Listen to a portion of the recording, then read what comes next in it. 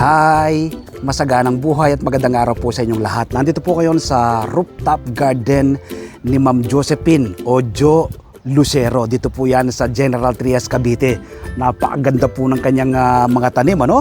Iba't ibang uri po ng mga halaman niya. Meron po siyang repolyo, meron siyang kalabasa, meron siyang upo, radish, meron siyang mustasa. Ito pong kanyang kamatis na ang daming bunga, meron siyang talong, meron siyang kalamansi, meron siyang kamyas, at iba pa pang uri ng alaman. Tingnan po ninyo, ma-amaze ka po sa kanyang mga tanim. Dito po sa mismong bubungan ng kanilang bahay, Yero po yan, pero tingnan naman po niya ng iba't ibang uri ng gulay.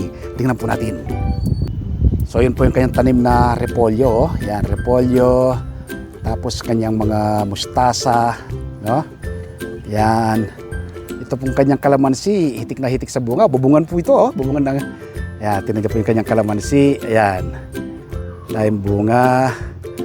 Ito pong kanyang mga kamatis. Naku, dahil pong bunga ng kanyang mga tanim na kamatis. Hitik na hitik, Ibang variety po ng kanyang tanim na kamatis ni Ma'am Jo. Ayan, may inog na. Aba, dito pipitas na lang po siya, Tingnan po ninyo, ayan. Ito, meron siyang cherry tomato. Ito, cherry tomato po ito. Ayan, naku, napakasarap po niyan, di ba Ma'am Jo? Ayan, tingnan niyo po ang kanyang mga tanim. Diba? Nakaka-amaze po. Dito po, sa bubungan po yan. Nakikita po, yero po yan kanyang pinagtamnan, hindi ka pa natatakot tumapak dyan sa yerong yan, Ma'am Jo? Hindi naman. Sanay naman, sanay na. Tapos, ano nga pong variety ito? Zucchini. Zucchini. Seeds from Germany. Yeah, wala pa po akong tanim yan, Magtanim na po kayo. Sige, subukan ko po magtatanim yan. Kahit sa sako lang, Oo. Sige nga, magtatanim ako dyan. Kabilang side, tingnan natin mga tanim ni Ma'am Jo. So tingnan niyo po yung kanyang kalabasa, nakatanim lang po sa sako, di ba? Tapos pinagapang niya po yan sa gilid. Yan, meron po siyang ginawang rito, pambagingan. Yan, tapos meron siyang upo. Ito, upo itong isa rito eh. Ayan, upo. Ito, ano po ito? Upo rin po ito? Zucchini rin. Zucchini rin yan. Ayun, ito upo. Yan, tingnan po upo. Yan, kita mo sa mga, lang po, mga sira-sira pong gamit. Yan, tingnan niyo po yung siram pong timba po. Drum, di ba? Yeah. So ito tatsoy, inuuna siya ng ibon. Sabi ni Ma'am Jo kanina, tinula yung ibon yung anak ko Sir Mer, sabi niya. Yan, meron siyang malunggay diyan.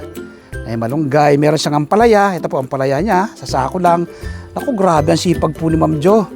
Ayan, Ayan, may tanim din po siyang melon. Yan, may mga bunga na po yung kanyang melon, Yan, nako, di po ba? Kung kinaya po ni Ma'am Jo, kababayang tao, bali ito pong kanyang rooftop na ito, pang 4th floor na to, Ma'am Jo, So, siya po yung kanyang mga tayo. Grabe po yung mga kamatis niya, di po ba? Yan. Ang ganda po, Ma'am Jo. Yung mustasa, balikan natin doon. May kamote. Pag gusto magsinigang si Ma'am Jo, wala na problema. Pipitas na lang po siya dyan. Meron pang kamyas sa baba. Nakita ko pambungad mo doon sa baba, kamyas na. Ayan. Nakapayong po kami ngayon ni Ma'am Jo, Dahil nasa rooftop kami. Ma'am Jo, nakaka-inspire po. Napakaliit ng space mo sa bubungan ng yero. Pero nagagawa po ninyong magtanim. Ano po bang nag-encourage sa inyo bago kayo nagtanim ng ganitong mga gulay? Nag-encourage sa akin na magtanim ng mga gulay kasi gulay talaga ang pangunahing pangangailangan natin. Yes po. Yes. So dahil sa mahal na mabilihin ngayon, kailangan talaga natin may sarili tayong tanim yes. para makatipid. Okay. Kailan po kayo nag-start magtanim, Ma'am Jo? During the pandemic. Pandemic. Oo. Ano pong nag-encourage sa inyo? Nag-encourage sa akin para magtanim yung lesson learned ng pandemic. Yes, opo. Kailangan kasi natin ng kumain ng masustansyang gulay. Tama po. Para palakasin ng immune system. Palakasin ng ating immune system. Tama po. Tapos, ano po bang benefits yung nakukuha po niyo sa pagtatanim? Maraming benefits. Kumakain ka na ng sariwang gulay, fresh na fresh. Yes.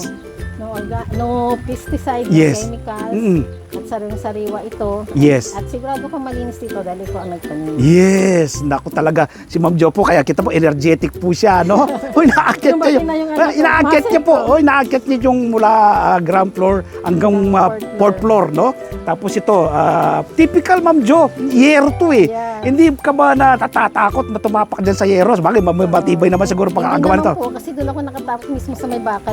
Sa bakal. Sinuro sa akin ni husband ko sana ako tatapos. Yes, so huwag kang tatapok doon sa mismong gitna. Opo. Tsaka yung mga tanim po ninyo, doon sila nakatunton, parang sa bakal. Opo, may nakaano sa bakal. Tsaka may may ano man pa yan. Yes. Bago ko yan nilagay. Yes. Naku, talaga naman, nagawa po ni Ma'am Jo na magtanim, kababaeng tao.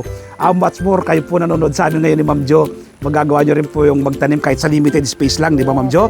Talagang typical po, urban gardening po itong ginagawa ni Ma'am Jo, rooftop garden sa bubungan po ng kanilang bahay. Invite nyo, Ma'am Jo, yung mga nanonood sa atin ngayon na magtanim din.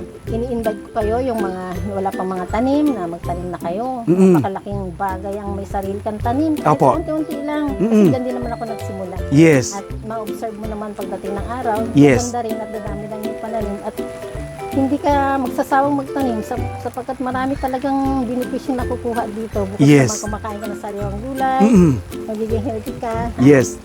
Stress reliever din ito. Nako talaga naman. So yan po yung benepisyo. Yes. Konting benepisyo pa lang po yan, pero napakaraming benepisyo yung pagtatanim. Opo.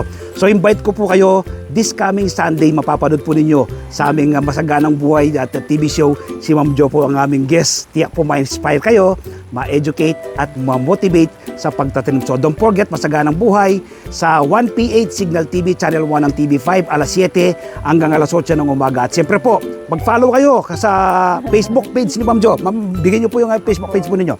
Josephine Lucero lang po, follow po kayo sa akin. Marami po kayo matutunan kasi sinishare ko din yung mga tips ko kung paano ko ginagawa ang aking pagtatanim. Yun, talagang. Meron kayong YouTube, Ma'am Jo? O, Meron po page kami, lang. O, YouTube. Bigay mo Wala YouTube. po akong YouTube pala. So, Page lang. Facebook page lang. O. Opo. So, follow nyo po si Ma'am Jo sa kanyang Facebook page. Naniniwala po ako, marami pong may share sa inyo na magagandang technique sa pagtatanim. Simpleng technique sa pagtatanim na napakadali lang po pala. Una po, siyempre, pag nagsisimula ka, yun lang ang mahirap, di ba Ma'am Jo, pag nagsisimula ka. Pero kapag nasimulan nyo na po magtanim, naku talaga, mag-enjoy po kayo, gaganaan na po kayo tulad po ng mga tanim ni Madyan. Luntian po itong kanyang rooftop garden. Dito po yan sa General Trias, Cavite. Salamat po. O siyempre po, mag-invite din ako, mag-follow po kayo sa aking YouTube channel, ang Magsasaka Reporter. Like and share po kapag may mga bago kong video tutorial, ma-update po kayo sa mga bagong teknolohiya sa pagtatanim ng iba't pang uri ng halaman sa pagitan po ng organikong pamamaraan. Salamat po. Happy farming, Ma'am Jo. God bless, God bless, God bless.